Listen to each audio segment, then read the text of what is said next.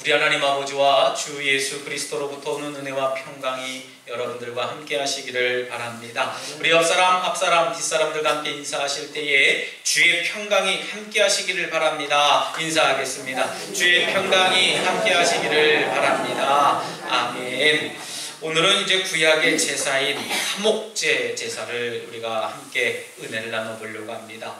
총 5주 동안, 오늘까지 5주 동안 구약의 제사에 대해서 우리가 나누게 됐는데, 여러분 오늘 드리는 이 예배의 모습이 어떠해야 되는지 오늘 본문의 말씀을 통해서 우리가 좀 잠시 묵상해보고, 우리가 잘못된 부분이 있다면 과감하게 바꿀 수 있는 용기가 저와 여러분들 가운데 있어야 될 줄 믿습니다. 이건 구약시대의 일이고 우리는 우리 나름대로 드리면 됐지, 내 형편대로 예배 드리면 됐지, 여러분 그렇게 되니까 변화되지 못하는 겁니다.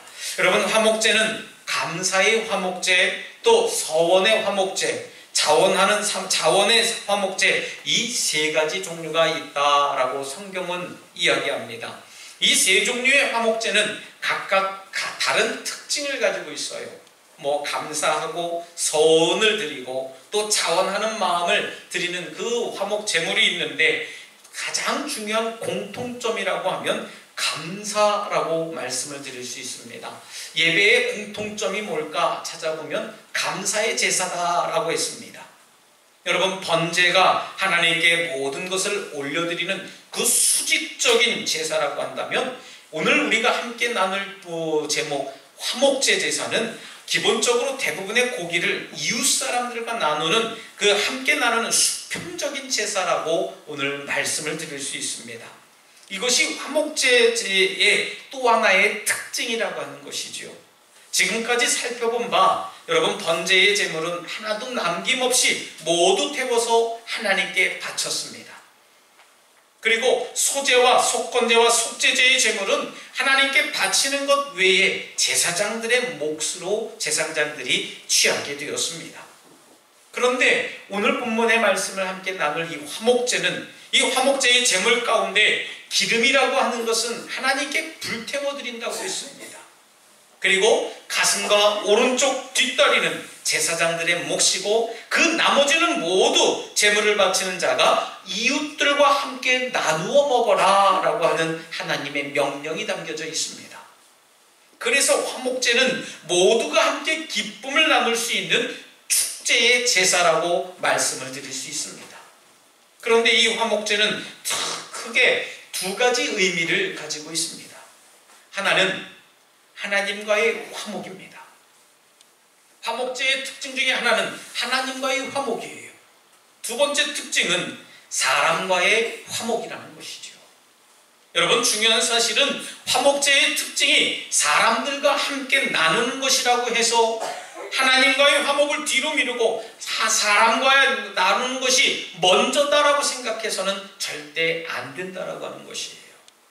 다시 말씀드리면 하나님과의 화목이 우선순위라는 얘기입니다. 여러분 믿습니까? 하나님께 예배하는 것이 우선순위가 되어야 된다는 얘기예요. 왜냐하면 하나님과의 화목이 먼저 이루어지지 않고 결코 사람과 화목을 이룰 수 없기 때문이라는 것이죠. 그렇기 때문에 오늘 이 화목제는 사람끼리 먼저 나누어 먹은 후에 남는 것을 가지고 하나님께 가지고 와서 하나님께 제사를 드리는 것이 아니라, 어디까지나 먼저 하나님께 드린 다음에 그 남은 것을 가지고 이웃들과 사람들과 함께 나누어 먹는 제사다라고 하는 것입니다. 그래서 레위기 3장 말씀에 보면 화목제를 드리는 방법에 대해서 설명하게 되는데, 여러분 오직 하나님께 바치는 부분을 어떻게 해야 하는지에 대해서만 아주 자세하게 나열을 하고 있습니다. 그리고 그 나머지를 사람과 화목을 이루기 위해서 사람들끼리 나누어 먹을 수 있다는 사실에 대해서 오늘 본문이 15절부터 18절까지의 말씀을 부차적으로 부연 설명해 주는 장면입니다. 여러분, 제물을 나누어 먹는 데에도 반드시 지켜야 할 원칙과 원리가 있어야 된다 했습니다. 그 원칙이 바로 오늘 본문의 말씀이거든요. 감사제의 경우에는 반드시 그날이 지나기 전까지 제물을 나눠 먹어야 된다 했습니다. 오늘 끝내야 돼요. 감사제를 지내면 오늘 끝내야 되는 겁니다. 그리고 서원제나 자원하는 마음으로 자원제를 드릴 때에는 그 다음 날까지 나누어 먹어도 된다 했습니다. 만약에 사흘째 되는 날까지 그 제물이 남아있다면 그것을 불태워 버려라, 오늘 성경은 이야기합니다. 왜냐하면 만약에 누구든지 이것을 어기고 기한을 지나서 먹게 되고 또 누군가가 그것을 나눠 먹은 것을 집에 몰래 가져다가 있다가 먹어서는 절대 하나님이 그 제물을 연락하시지 않는다고 했어요. 그뿐입니까? 오늘 아주 중요한 이야기를 합니다. 그 제사를 드린 자의 예물이 가증스럽게 되고 그 제물을 먹은 사람들은 하나님의 저주를 받게 된다, 오늘 성경은 경고하게 됩니다. 그렇다면 왜 하나님께서는 이런 원칙을 세워주셨겠습니까? 그 이유는 만약에 이런 법칙이 있다면 아마 그럴 것이에요. 한번 생각해 보세요. 우리들 가운데에 무엇이 있습니다. 나누기가 굉장히 어려워요. 안 나누시는 분들은 정말 끝까지 못 나누시더라고요. 썩는 한이 있어도 절대 이웃들과 나누지 않고 혼자 쌓아두고 드시는 분들이 우리 주변에 있기 때문이라는 거예요. 여러분 한번 생각해 보시지 않습니까? 여러분 냉장고 한번 열어보세요.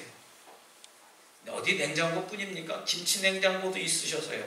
그 냉장고가 차고 넘치도록 갖고 계시지만 누구에게 나눠주려고 하는 모습들은 우리들 가운데 없다라고 하는 것이죠. 여러분 소 한 마리를 한번 생각해 봅시다. 소 한 마리는 대개 몇 근 정도가 나올까요? 저는 도살장을 많이 다녀보지도 않았고 또 이 소 잡는 법에 대해서 잘 모르기 때문에 도대체 몇 근이 나올지는 모르겠습니다만은 제가 주워 듣고 이렇게 좀 얻어들은 풍어를 보면 약 1300근이 나온다고 합니다. 이 정도 되면 1300근이 이렇게 좀 숫자가 안 오시지요. 여러분 소 1300근 정도면은요 한 600kg 정도 된다는 얘기예요. 여러분들 몸무게는 200kg 막 이렇게 넘어가니까 600kg 정도쯤이야 아무 문제 없다고 생각하실 수 있겠습니다만은 대개가 이 소 한 마리가 1300근에서 1500근이 나간다고. 그러니까 0.5톤짜리의 그 소 한 마리를 잡는 겁니다. 아마 우리 북리마을에서도 소 한 마리 잡아서 먹습시다 하면 여러분 하루 만에 먹을 수 있을까요? 제 생각엔 아마 하루 만에 다 못 먹을 것 같습니다. 이 정도면 제사장의 몫인 가슴 부위하고 오른쪽 뒷다리만 빼고선이라도요 하루 만에 우리 이웃들과 나눠 먹기란 정말 힘들지 않을까 좀 생각이 듭니다. 엄청나게 많은 양이에요. 쉽게 생각하면 뒷다리 하나와 가슴 한 근에서도 한 500근, 한 300근 정도만 뺀다고 해도요 약 1000근 정도가 남는 것인데 여러분 그걸 나눠 먹는다고 한번 상상 한번 해보세요. 한 사람이 몇 근씩 먹는다고 칩니까? 약 2근씩 먹는다고 해도요 500명이 먹을 양입니다. 이렇게 되니까 이해가 되시죠? 한 사람이 2근씩 먹으면 소고기는 약 500g이 한 근이라고 얘기를 하는데 1kg를 먹는다 그러는 거예요. 진짜 소고기를 안 주는 거니까 눈 감고 있어도 되겠지 생각하시지 마세요. 여러분 눈 감고 있는다고 소고기 이렇게 안 나타납니다. 더욱이 이것을 하루에서 이틀 사이에 다 먹어야 됩니다. 아마 소고기 싫어하는 사람들은 어떻게 해야 될까요? 이 사실은 주위에 있는 사람들과 심지어 미운 사람들, 내 마음에 들지 않는 사람들까지도 나누어주고 베풀어줘라 라고 하는 하나님의 명령의 말씀이라는 것이에요. 왜냐하면 그렇게 하지 않으면 하루나 이틀 사이에 그 고기를 다 먹지 못하고 온전히 하나님께 버려야 된다는 얘기예요. 치워야 됩니다. 불태워버려야 돼요. 하나님의 법을 지키지 못하고 그것을 남겨놓고 또 먹지 못했다라고 하면 여러분 그 드린 제사가 오히려 가증하게 되어져서 하나님의 저주를 받게 되어져 있다 했습니다. 그렇다면 왜 하나님께서는 미워하는 사람들까지도 함께 나누어 먹도록 하나님은 명령을 하셨을까요? 그 이유는 간단합니다. 우리 인간의 제사를 통해서 하나님과의 관계만 화목한 것이 아니라 사람과의 관계 속에서도 화목해라 라고 하는 하나님의 깊은 뜻이 담겨져 있는 줄 믿으시기 바랍니다. 여러분, 하나님께서는 제사를 통해서 하나님과의 관계, 그 화목한 관계를 이루어가고 우리 사람들과의 관계도 화목하게 이루어가시는 것이 하나님 아버지의 뜻이라는 거예요.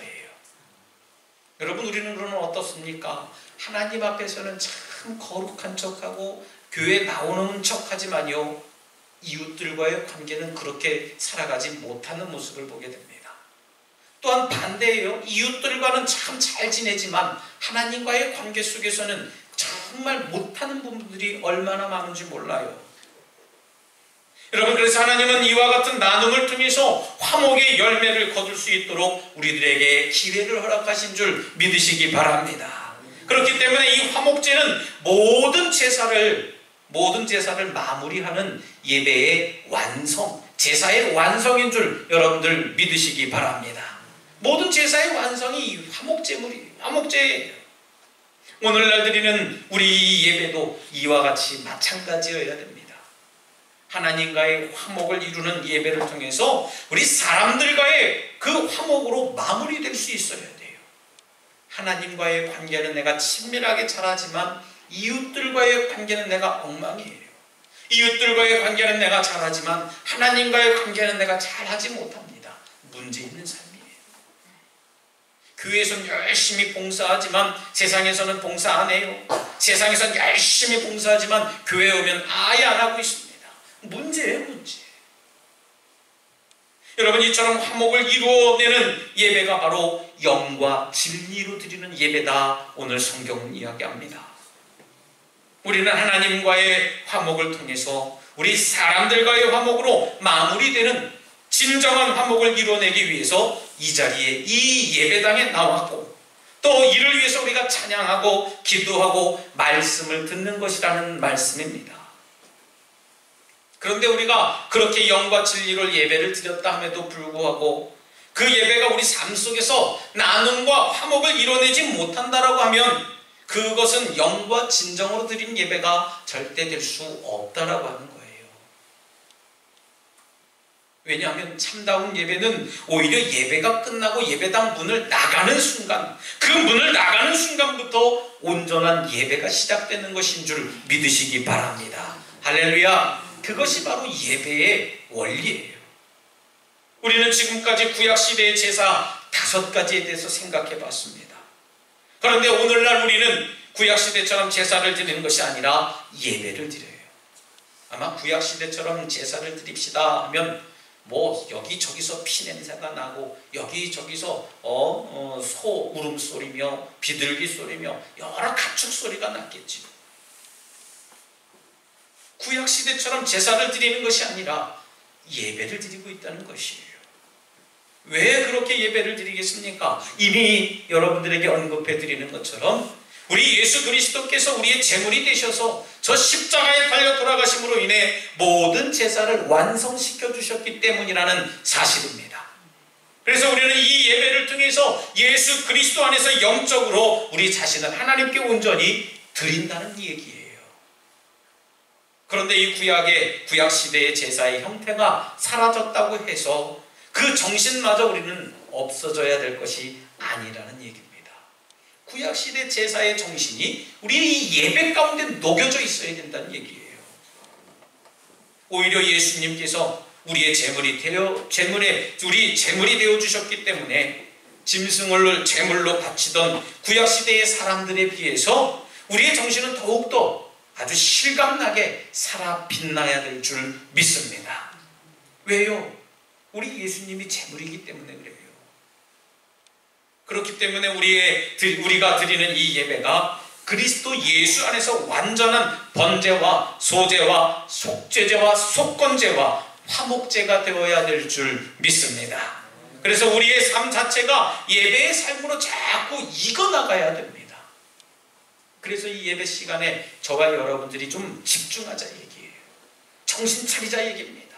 왜요? 예수님이 나의 죄 때문에 그 핏값을 세우시려고 십자가에 오르셨는데 이 시간 눈 감고 명상하고 눈 감고 잠자는 시간이고 또 조는 시간이 아닙니다. 여러분 허벅지라도 찔러가면서 이 시간 예배를 지킬 수 있는 믿음을 가지시길 바랍니다. 졸음이 조금만 오시면요, 조용히 저 뒤로 가셔서 서서 예배 드리세요. 괜찮습니다. 눈 감고 예배 드리는 것보다도요, 뒤에서 서서 예배 드리는 게 100번 옳다는 말씀을 저는 드리고 싶어요. 바로 이렇게 드리는 예배가 하나님께 최상의 가치를 돌려드리는 것인 줄 믿으시기 바랍니다. 그렇다면 우리가 지금까지 살펴본 제사를 정리해보면서 우리가 예배를 과연 어떻게 드려야 영과 진정으로 드리는 예배가 될까 한번 생각해 봐야 됩니다. 물론 예배에 대한 정의를 내린 그 신학자들이나 많은 신학교의 교수님들이 계십니다만은 그 큰 틀은 한결 같습니다. 저는 그 중에서도 제 마음속에 감동이 되고 이분 이야기면 참 예배를 잘 정리해 놓으셨다 생각하는 분이 있는데, 그분이 누구냐면 지금은 은퇴하셨지만 우리 감리교단 목사님은 아니세요. 우리 감리교회 목사님은 아니신데 우리 이재철 목사님이라고 하는 분이 계십니다. 이분이 무슨 이론을 얘기했냐면 예배란 하나님의 말씀을 통해서 하나님을 만나고 그 하나님께 굴복함으로 하나님의 손길을 경험하는 것이다 했습니다. 여러분 동의하십니까? 예배는 하나님의 말씀을 통해서 우리가 하나님을 만나는 것이고 그 하나님께 우리가 굴복함으로 하나님의 손길을 경험한다고 했어요. 여러분 예배 순서를 가만히 보면 목사가 그냥 편하기 위해서 쓰는 것이 아닙니다. 저는 가급적이면 우리 교회의 예배 순서는 우리 감리교단의 예배 순서 원칙에 따라서 배열을 했습니다. 하나님과 인간 사이의 대화로 짜여져 있다는 사실이에요. 내가 하나님께 응답하고 하나님이 내게 뭐라 말씀하시는 듣고 그 음성에 반응하는 그런 관계가 되어져 있어요. 예배의 시작이 되면 동시에 송령이 들려집니다. 하나님께서 예배의 시작에 집례자가 읽는 성경 말씀, 그 예배의 기원, 예배의 부름을 여러분들에게 선포하게 됩니다. 그리고 우리가 다시 찬송을 드리고 우리가 죄를 고백하면 함께 교독하는 우리 성시교독을 통해서 우리가 용서의 선언을 듣게 되지요.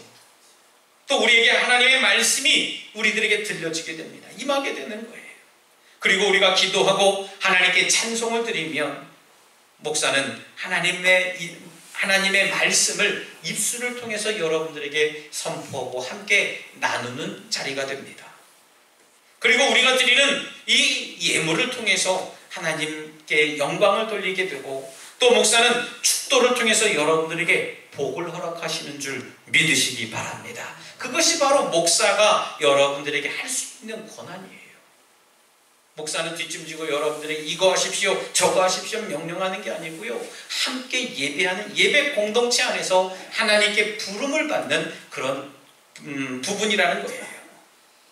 이처럼 하나님께서는 예배를 통해서 우리에게 여러 번 말씀하고 계세요. 예배의 부름을 통해서 또 성시 교독을 통해서 송령을 통해서 오늘 드리는 오늘의 기도를 통해서 목양 기도를 통해서 선포되는 말씀을 통해서 또 여러 가지 순서들을 통해서 우리들에게 말씀하고 계시는데 우리가 과연 어떻게 반응하고 어떤 모습으로 앉아있는가 한번 내 모습을 상상해 보세요. 한번 여러분들 한번 상상해 보시겠습니까? 나는 하나님 앞에 예배할 때 어떤 모습으로 갖고 있을까? 제가 모든 예배마다 이렇게 비디오를 촬영을 하고 있습니다. 비디오를 찍어서 우리 나오시지 못하시는 분들에게 이렇게 좀 사모가 매주마다 설교를 보내드리고 있고요.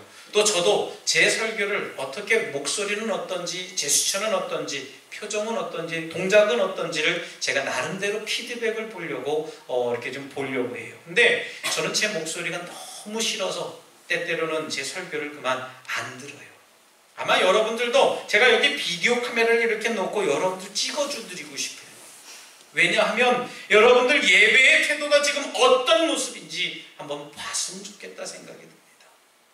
사람이 보기에도 경건치 못하고 사람이 보기에도 참 허점이 많은데 하나님 아버지가 보셨을 때에는 어떤 마음이 드셨을까? 여러분 상상만 해도 끔찍합니다. 여러분 예배란 무엇입니까? 예배 시간 동안에 우리에게 주시는 모든 말씀, 예배에서의 부름, 성시교도, 설교 말씀, 축도를 통해서 주어주시는 그 말씀들을 통해서 하나님과 교제하는 시간이고 하나님과 만나는 시간인 줄 여러분들 믿으시길 바랍니다. 그리고 그 말씀 앞에 온전히 나를 굴복시키는 시간이에요. 여러분 다시 말씀드리면 그날 어떤 말씀이 주어지든지 간에 그 모든 말씀이 나를 위한 말씀인 줄 알고 그 말씀을 온전히 받아들이는 그런 시간이 바로 예배 시간이라는 사실을 믿으시기 바랍니다. 내가 듣고 싶은 말씀, 이건 나에게 허락하신 말씀, 이것은 나에게 응답 주시는 말씀일 거야. 여러분 그런 말씀이 아니에요. 우리 회중들 가운데 함께 부르는 찬양 속에서도요, 우리가 대표자가 드리는 기도 가운데에서도 그 기도 속에 실어서 그 나를 실어서 하나님께 온전히 드리는 예배가 바로 우리가 드리는 예배라는 사실을 믿으시기 바랍니다. 바로 이런 과정들을 통해서 하나님의 손길을 우리가 경험하게 되고 그 손길에 힘입어서 한 주간 동안 세상 가운데에서 최선을 다해 살아갈 때에 하나님이 우리들에게 임하시고 복 주신다는 사실을 우리가 깨달아야 될 줄 믿습니다. 그런데 우리는 종종 어떻게 얘기를 해요? 오늘 예배 잘 드렸는데, 주일날 예배 잘 드렸는데 왜 내 삶은 맨날 이렇습니까? 아니요. 여러분들 예배의 속을 한번 들여다보세요. 내 삶이 잘 되지 않습니다. 내 영혼이 불편합니다. 내 삶이 평강치 못합니다. 그 예배의 속을 들여다보세요. 여러분 이와 같이 거듭되는 예배를 통해서 우리의 삶이 계속 정화되고 성숙해 나가야 될 줄 믿습니다. 여러분 우리가 드리는 이 주일 예배 망치면요, 한 주간의 삶이 망가지는 것과 다를 바 없다는 생각을 갖고 함께 예배해야 돼요. 그렇기 때문에 이 예배에 생명 걸고 드려야 됩니다.